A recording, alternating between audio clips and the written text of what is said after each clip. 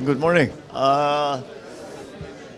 It is a very important day that we are here now in this cancer specialty hospital that has been put up by Ayala Health and their partners Varian in here in the Philippines. Kung maalala ninyo, ito yung prinisinta sa atin nung nasa San Francisco tayo tungkol nga sa MOU tungkol dito. Nabuksan, they started 2 years ago in the middle of COVID.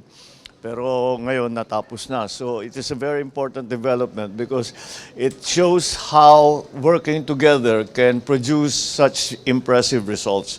And it is something that is very clearly needed because cancer is now the #3 killer in the Philippines. And so you can see that the necessity of it is clear, and the response also has been something that we consider terribly important. So congratulations to all those who have been involved, both on the public sector side, the private sector side. Ito yung kagaya ng nasabi ko kanina, it is a very good example of how our cooperation on all different stakeholders, both in the private sector and in the public sector, and the professionals and ordinary citizens, can bring about such impressive results. So we hope to do it even more. All right?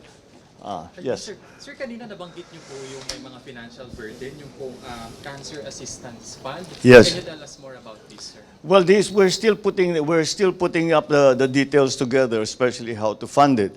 But it is one of the main problems that we have been seeing. Although they have made some progress the technical progress in terms of the science, that the costs have been brought down. And I take note of the fact that AC Health has actually taken on the profit margin to keep the costs down. And I thank them all for that. And I think that the patients that will go through, that will be helped by this facility, will also be thanking them for that for many, many, many years to come. So these are the things that we are trying to do so that the number one, the costs come down, and we can support what the insurance cannot cover. PhilHealth cannot cover all the medicines. Kahit yung private na insurance, hindi nila ma-cover lahat. So, kaya natin pinag-uusapan yung fund para yung malaki pa rin eh.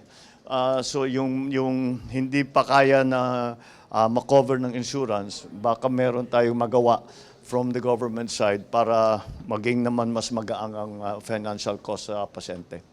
Sir, by the other issue, on ICC. On? ICC. Oh, okay. Sir, I knew sir, this. there's a resolution filed by some Yes. lawmakers Yeah. asking the government to cooperate with ICC para ma-push through daw yung probe.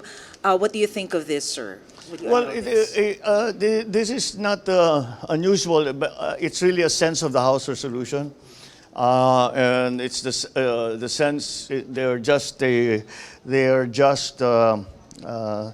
expressing or manifesting the sense of the House that perhaps it's time to allow or to cooperate with the ICC investigations. But as I have always said, there are still some problems in terms of jurisdiction and sovereignty. Now, if we can solve those problems, then that would be something else. But medyo fundamental yung mga question na ganun eh. Because if you're talking about the sovereign jurisdiction of the ICC, especially since we have withdrawn from the Rome Statutes a few years back, that brings into question whether or not this is actually possible. There is also a question, should we return under the fold of the ICC? So that's again under study. So we'll just keep looking at it and see what our options are. Simple lang para sa akin, simple lang naman yung issue yan eh.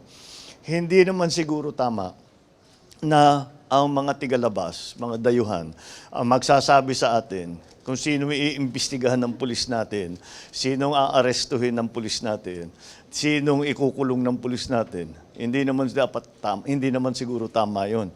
Dapat Pilipino lang ang gumagawa niyan. May pulis naman tayo, may NBI naman tayo, may DOJ tayo.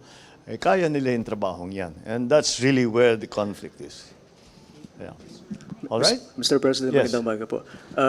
Sir, last year po naglabas kayo ng AO na nagbibigay ng 20,000 pesos na service recognition incentive para sa mga government employees. Yes. Will there be another SRI for this year para sa mga government employees? We'll see. We'll see how what is our financial position at the end of it at the end of this all. Ganyan lang naman talaga yan eh. We wait until the end of the fiscal year to see what it is that we can afford. So we will have another look at that and to see that if it's possible.